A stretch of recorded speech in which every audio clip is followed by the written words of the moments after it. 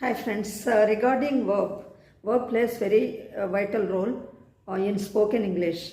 Whether it is Telugu or Hindi or English, whatever it is, verb plays very vital role, and in the formation of verbs also we have to be very careful. In past tense, in what form we have to use, present and future, the forms which we have to use, we have to be very careful regarding verbs. And one more aspect is, sometimes some verbs are used. Verb means action word, right? Sometimes the verbs are used for intentional actions or unintentional actions. So here, intentional actions, if you say, for example, I like to watch the birds flying. There, intentionally you are watching the flight of the birds. And if you say, I saw the birds flying. So there, what is the difference between watched and saw? There is lot of difference. Saw or look. So these two words may be used for unintentional actions also. But for intentional actions, we use the words like observed or watched. I observed the birds, how beautifully they are flying. I like to watch the birds when they are flying in sky. These words are different. So in the usage also we have to be very careful. And if you take the word here, I heard the bell ringing. If you say I heard the bell ringing, here the sound waves are passing through your ears. It is not intentional action, unintentional action. But intentional action, what is intentional action? I listen to your lecture. So here intentionally with concentration, if you hear somebody's words intentionally, then it is called listen. So there is difference between those two words, and we learned the story of Einstein and Hans. Einstein, you know, a physicist. A good listener can be a good speaker. On this we made videos also. And how can a good listener can be a good speaker? Intentionally and with great concentration, if we hear the speeches of others continuously, many times, we get them by heart. For example, if you take the examples of if your grandparents are performing puja and chant some mantras and all, you are not concentrating, actually you are doing some other work, but continuously as you are hearing the same sounds, you will also get it. For example, Vishnu Sahasranama. Your mother or parents or grandparents are chanting Vishnu Sahasranama, and you are continuously hearing those, not intentionally, but you are hearing them continuously, then also you will be able to utter the same. You can also chant Vishnu Sahasranama if you heard them number of times. But there is slight difference. Listening is with concentration. But here when you talk about Einstein and Hans, Hans was a driver of Einstein, and he was a physicist, and he was going somewhere and he had to deliver a lecture there, and Hans promised Einstein that you are looking very tired, so you don't need to give the lecture, I will give the lecture. Let us write their conversation on the board.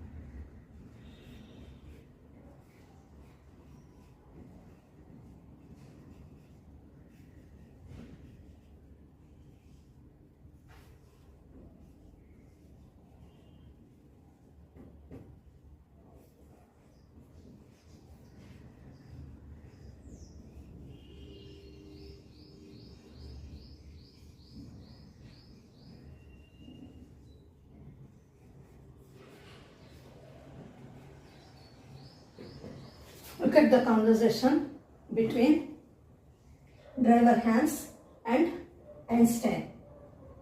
Driver asked, when he saw him looking worried, looking tired, when Einstein looked tired, then driver Hans asked, "Sir, you are looking tired." Then Einstein said, "Yes, I am tired, but I need to give lecture," said Einstein. Then driver said, "Don't worry, sir, I will give you a lecture." And then Einstein was shocked. Then he said, "What? How can you give my lecture? You know nothing."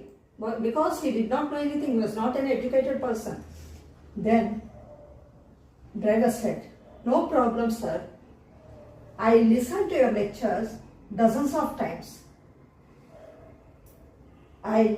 No problem, sir. I listened to your lecture dozens of times. So I got it by heart.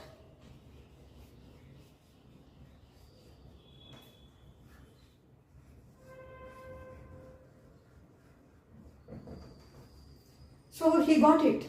As he heard the lecture dozens of times, though he may not have concentration and he may have concentration, we can't tell that.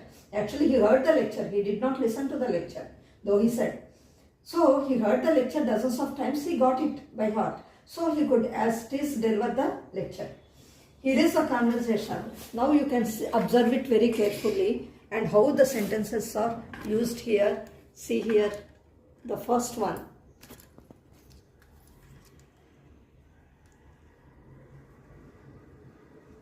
Sir, you are looking worried. Now once again read each sentences, each dialogue. Here is the conversation between driver Hans and Einstein, scientist or physicist Einstein. What did driver say? "Sir, you are looking tired." Then what did Einstein say?